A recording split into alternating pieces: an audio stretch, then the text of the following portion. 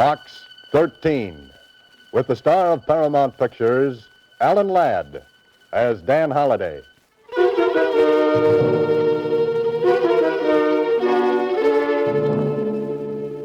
Box 13. Box 13. Box 13. Box 13. Well, this is great. I come to the park to get a hot idea, but the day turns out hot, and my idea turns out cold. Idea. Well, I thought I'd find something different in a public park, and I did. A small boy mashing his ice cream cone against my brand new trousers. And all to meet a deadline. Deadline. Story idea. Why didn't I do what I should have done in the first place? Copy, boy. Hi, Mr. Holliday. Hiya. Hey, Smith, where's the lead on that fire? Hiya, Mr. Holliday. What do you say, Bill? Jones, where's that interview? Hiya, Dan. How are you, Joe? Where's the makeup on page 4? Hi, Holliday. What's a good word, boy? Hiya, Mr. Holliday. Hiya, Suzy. Anything in box 13? Box 13, starring Alan Ladd as Dan Holliday.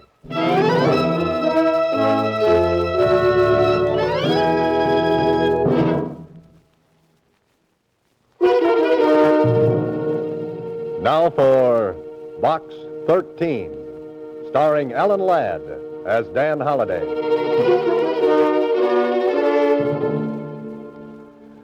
Go to the park and get a story idea about romance. Sure, why not? What do I come back with? Gravel in my socks, sand in my shoes, and a June bug in my hat band. Holliday, why didn't you pick a different profession like driving a coal truck? Mr. Holliday, What's that, Suzy? I said there's a message in box 13 for you. Oh, thank you, Suzy. Thanks so much. Don't mention it. Say, you got a faraway look in your eyes today. Yes, but only as far as the dry cleaners. Dry cleaners? Have you ever had a small boy wipe his ice cream cone off on your trousers? Oh, girls don't call them trousers. In our set, it's slacks. So it is, Suzy. So it is. Well, see you later. Okay, if you say so. But I still don't like that look in your eyes. You look like you might get into trouble. You know what I think after spending the day in the park? What? Trouble will be a welcome relief.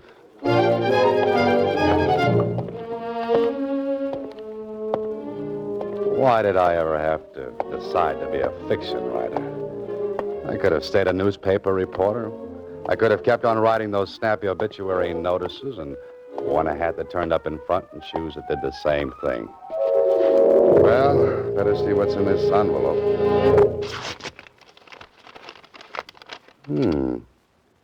If you want real adventure, be at the corner of 7th and Main at 10 p.m. tonight. A black limousine will pick you up at that time. Do not try to engage the chauffeur in conversation. What's this? No signature. Oh, no signature.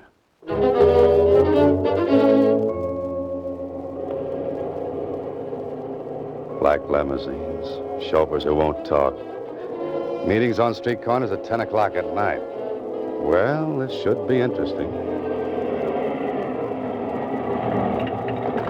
Oh, there it is, a black limousine. And look at that chauffeur. This way, Mr. Holliday. Oh, thanks.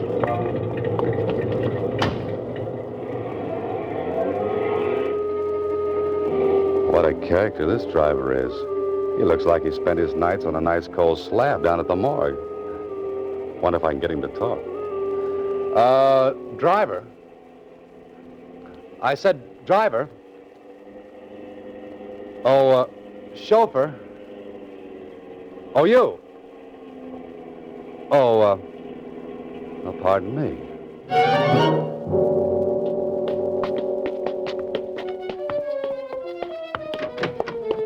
Through there, Mr. Holliday.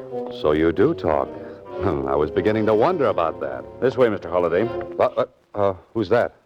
It's only me, Mr. Holliday. That black suit, it makes you almost invisible, you know. Yes, I know. Follow me. You're curious about the way you were brought here. Did it frighten you? Maybe. Maybe not. This room, please. My office. Well, this is very cozy. Well, I'm glad you find it so. To eliminate a lot of questions, I'd like to say this. I know all about you. All? You're a successful writer. Apparently you fear nothing, and I would presume that some of your adventures spring from that ad you run every week in the Star-Times. Did you find it interesting? Adventure wanted. Will go any place, do anything. Do you catch many people with that ad? I caught you. Or is that vice versa? I had you investigated, Holiday. I know where you live, what you do. The newspapers have told me of your experiences. What are you leading up to? You'll notice I had you brought here by a devious route. I wanted to be sure no one knew you were here. Go on. How much do you know about insurance, Holiday? A great many people buy it. A great many don't. And of those who do buy, a great many intend to defraud, to steal from their insurance company. Now, look, if this is a racket, I'm not interested. My name is Abner Blake. I'm the chief investigator for Northern Insurance. Oh, Do you remember the disappearance of Dr. Max Alexander? I read something about it. Why? He carried a very large policy with us. He's been gone almost 7 years. When his 7 years are up, the law will permit his widow to collect. And Holiday, Yes? I don't think Alexander is dead.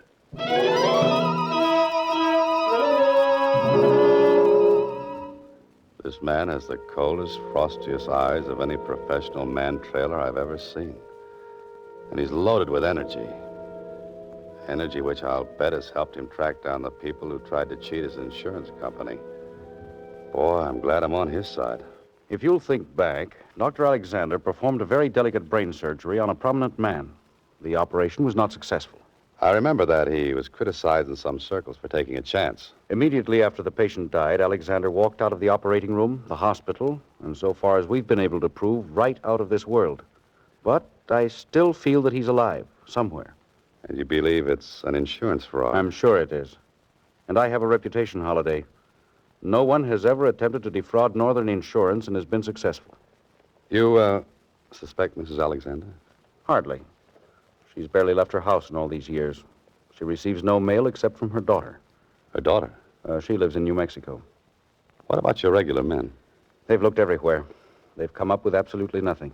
Police? Same thing. And you're afraid you'll have to pay off? No. Not if I have a smart man, a resourceful one, a man who can be as relentless as I am. And I think that man is you.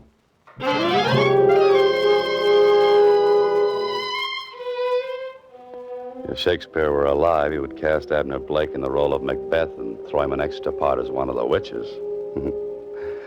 But that's no affair of yours, Mr. Holliday. You've got to find a man who's been gone for almost 7 years.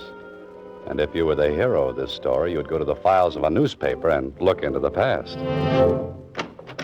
Well, if it isn't Dan Holliday, what are you doing down the morgue of the Star-Times?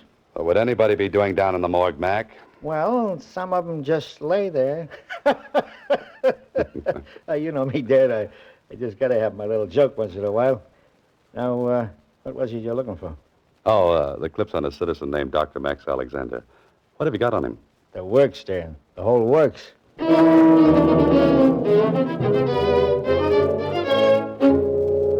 Prominent man dies following delicate operation. Doctor criticized for taking chance. Dr. Alexander walks out of operating room and disappears. Grief-stricken wife employs private investigators when police fail to find Dr. Alexander. Dr. Alexander given up for dead. Not a bad-looking citizen, the doctor. He's been shot from more angles than Miss Philadelphia at Atlantic City. Kindly eyes, intelligent face, strong chin. Yes, Doctor, when I see you, I'll know you. And I hope to see you soon. Yes. Oh, I'm Dan Holliday, Miss Alexander. I'd like to talk to you about your husband. My husband is dead. Well, some people think he isn't. They found something. They think he's alive. Come in. Now then, Mr. Holliday, who are you? And why are you looking for the doctor? A commission from the insurance company. I hoped you might give me some information. It was on all the front pages. That's exactly as it happened. Yes. He was never seen again. Oh, Mr. Holliday, if only you could find some trace of him. I'm going to try. You don't know how terrible it is. Almost 7 years. But still, I've had the feeling that he'll come back someday. You look for me, too. Well, of course. I miss him so. What about your daughter? After her father's disappearance, she couldn't stand it here in town. She went to our ranch in New Mexico. Oh? Her father's disappearance broke her heart. I pray you find him. Mrs. Alexander, so do I. Mrs. Alexander is a grief-stricken old lady. One who sincerely wants her husband back. So, where to look first? This is the build-up to the main story, Holiday, and if you're smart, you'll bring in all the characters. Where to, mister? I want a drawing room to Albuquerque, New Mexico.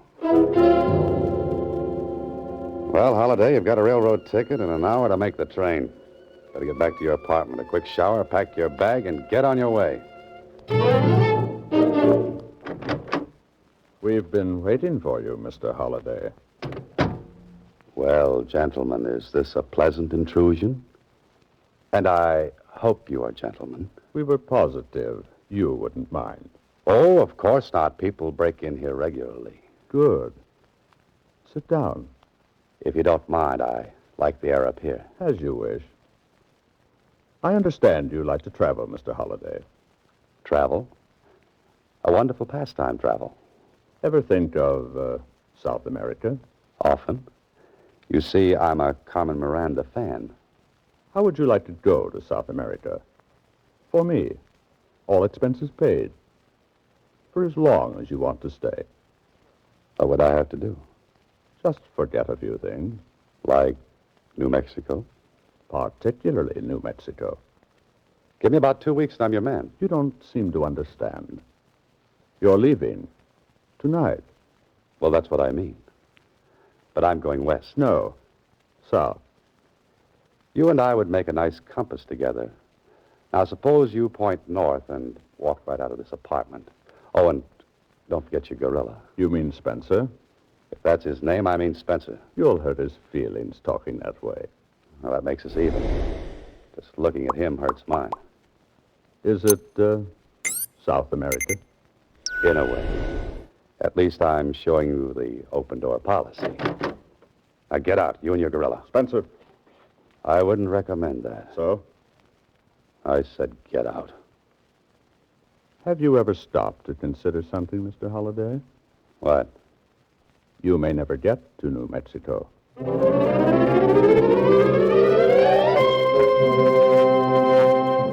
You are listening to Box 13, starring Alan Ladd as Dan Holliday.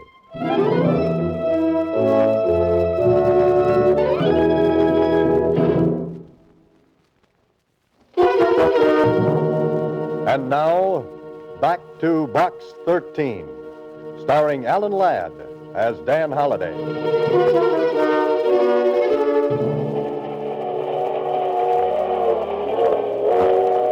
Well, well. Now you've got all the ingredients for a story. Insurance investigator doesn't believe doctor is dead. Wife doesn't believe doctor is dead. 2 men try to stop Ryder from making further investigation. All right, Holliday. Write the rest of the plot. Or maybe you'd better hit the sack.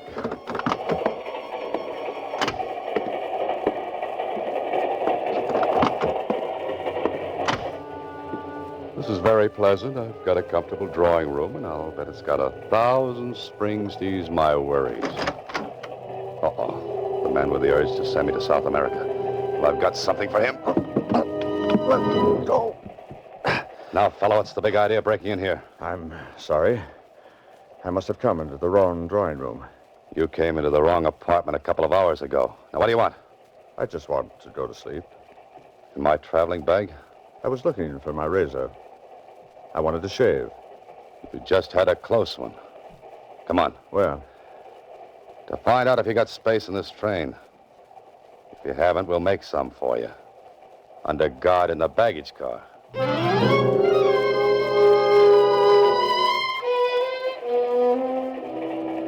This is fine. I couldn't prove a thing. My friend had space, and to the conductor, it seemed like a perfectly logical thing to mistake car 19 for car 18.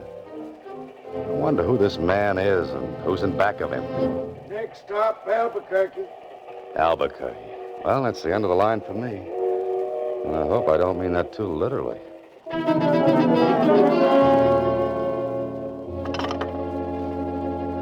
Long distance? I want to speak to Catherine Alexander at the Barcross Bar Ranch just outside of Valmont. Yes.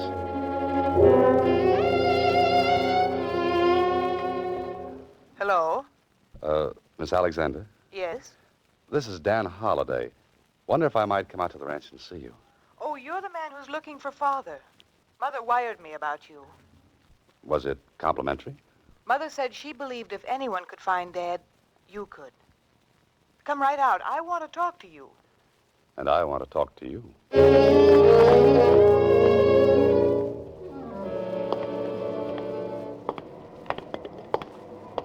Cab, mister? Yeah, ever hear of Valmont? Sure did. Know where it is? Sure do. Very far? Sure is. Can you take me there?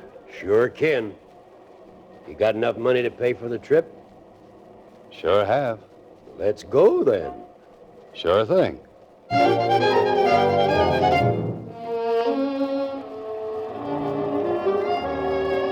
This is New Mexico, Holiday.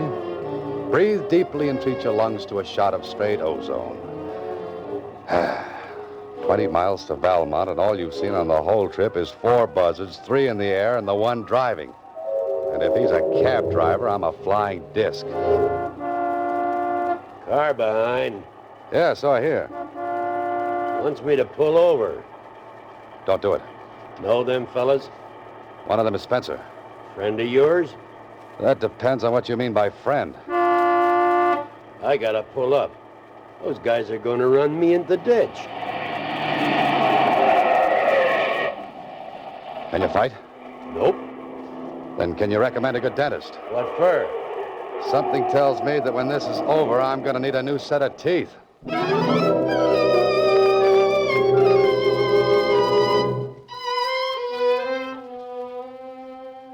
You feel better, young man? Yeah, thanks. What happened after those 2 fellas jumped me? Who are you? My name is Moran. I'm the caretaker up at the Barcross Bar Ranch. I was coming down this way when you were forced off the road. Oh, what happened to the driver? Last I saw of him, he was just a cloud of dust. I remember now. I got out of the car. He drove away. Those 2 fellows started to beat you up good. When they saw me coming, they ran off, too. Hmm. You had a mighty close call, young man. I had 3 of them. After this, my luck runs out. Somebody after you? And vice versa. Say, how far is the ranch? Half a mile up the road. Better take it easy. Come on, I've got to get to the ranch. Feel you can make it? My friend, I've got to make it.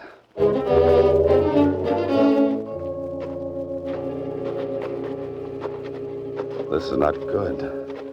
Spencer and his gorilla followed me all the way out here, trying to stop me at every turn. Maybe I'm getting warm. But if that's true, why hasn't someone else found Dr. Alexander? Here's the ranch house, Mr. Holliday. They say Miss Catherine was expecting you? Yes, but hardly in this condition. You're Dan Holliday? Oh, what happened? You're all beaten up. So this is Catherine Alexander. What a beautiful girl. And what beautiful eyes.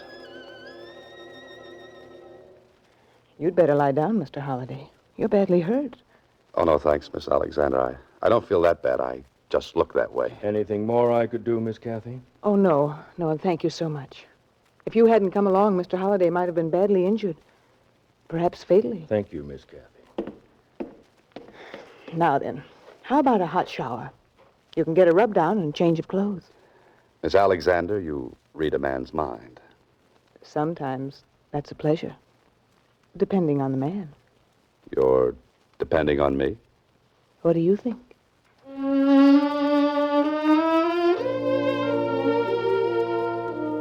Well, this is more like it. Hot shower, brisk rub down, little iodine on a few... Ouch, ouch, that stings. And Catherine was kind enough to loan me some riding clothes. That should indicate a sojourn in the saddle out on the desert, with the stars blinking their approval of my companion. Blinking approval? Holliday, you're an incurable romantic. Isn't this beautiful? That gorgeous sky and the stars. You love it, don't you? I always have. Always will. Have you been here long? The Barcross Bar belonged to my dad. We used to come out during the summer. Now I live here all the time. Alone? Oh, there's always Moran. Moran? He's a strange old fella. People around here say he's a little attached. But he's been wonderful to me. Oh, say, those men who jumped me down the road. Moran, ever seen them before? How could he? They were strangers. Oh. Your mother told me you've been searching for your father a long time. Yes. Mother and I have spent a fortune on private detectives, investigators, following up leads, but nothing ever happened. Yes, I know. Oh, tell me, Miss Alexander. Kathy, please. Kathy, have you any idea where I might begin to look? I thought you might give me a starting point. Not unless it would be back in the city. He just walked out one day. No one ever saw him again. Well, I'd better go back there and start from scratch. You don't have to leave. Right away. I'd enjoy staying a while. Maybe I have been lonesome. Perhaps I've forgotten what companionship can be. Perhaps. You'll stay a while? A while. Good. Say, the time. We'll be much too late for dinner. Come on, I'll race you. You're on. Hurry or I'll beat you. I'm at the corral gate already.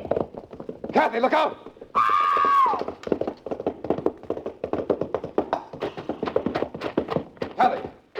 Kathy. Mr. Holliday, what happened? You were racing. The horse stumbled over that lower bar and threw her. Look at that gash in her head. She's unconscious. I hope she isn't seriously hurt. Don't stand there, man. Get in the house. Call a doctor. Yes, a doctor. Doctor. Hurry, will you? Of course. Get into the medicine cabinet in the house. I need some bandages. She may be suffering from multiple contusions. Multiple contusions? Or even a compound skull fracture. Hurry, will you? Compound skull fracture? Iodine, if you can find it. Hurry, I said. There isn't much time.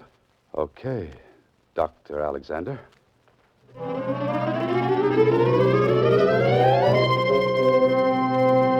You are listening to Box 13, starring Alan Ladd as Dan Holliday.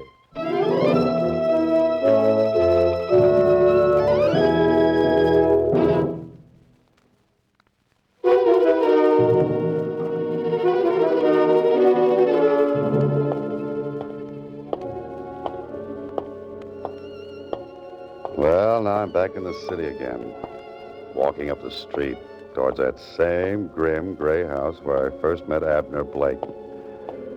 Up the steps, Holliday, and write the final chapter. That was a nice job, Holliday. I was nice about it. What do you mean? You didn't see the look in Dr. Alexander's eyes when he recovered his mind. And that lovely, lovely girl being mixed up in a deal like this. If you feel sorry for her, you're making a big mistake. Yes, I know. She was following him the day he walked out into the country. She'd almost caught up with him when a hit-and-run driver knocked him down. That's when she got the idea for the Disappearance Act. Why not? The doctor's face had been so damaged no one would ever recognize him. And he'd lost his memory to top it off. We've got the daughter and the mother in custody. Just think, if she hadn't have fallen off that horse, I might never have been able to prove that Dr. Alexander was alive. I know. Hiding him on his own ranch was the daughter's idea, too. Why not? No one would pay attention to an old man puttering around the place? I've got a story, and I don't like it. Mother and daughter hired amnesia victim to collect insurance. Oh, excuse me. Blake speaking. Yes, he's here. For you, Holiday. Oh, thanks. Hello? Mr. Holliday, this is Suzy. Oh, yes, Suzy. There's a message for you in box 13. Shall I read it to you? Now, Suzy, you know you're not supposed to open my mail. But this is already open. It's a postcard. Oh, is it interesting? I think it is. All right, come on. Tell me what it says. It says, rental for box 13, $15. Oh, fine. Goodbye, Suzy. Next week, same time, Alan Ladd stars as Dan Holliday in Box 13.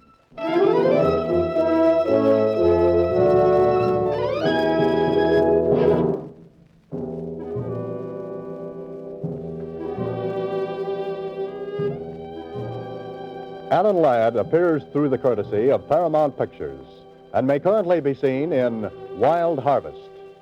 Box 13 is written and directed by Ted Hediger. Original music was composed and conducted by Rudy Schrager.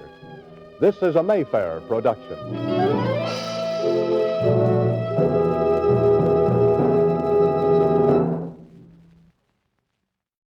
Enjoying the timeless classics on Golden Age Radio? If you're loving the nostalgia and captivating stories, consider supporting our channel with a tip. Your generosity helps us continue bringing you the best of vintage radio entertainment. Simply click on the link in the description. Thank you for being part of our community. Lost in Brazil invites you on an unforgettable journey where every moment is an adventure waiting to be discovered. Join us as we uncover the soul of Brazil, one incredible experience at a time. Click on the link in the description and embark on the ultimate Brazilian odyssey. You have been listening to Golden Age Radio, rumble.com/C/GAR, brought to you by G3PL.com. Don't forget to subscribe for more videos.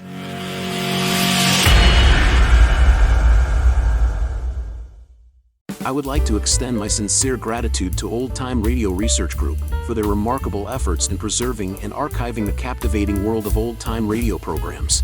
Their dedication to safeguarding these precious audio gems ensures that future generations can relish the enchanting stories, music, and entertainment of the past. Their invaluable contribution allows us to step back in time and experience the magic of radio history firsthand. Their link is in the description below.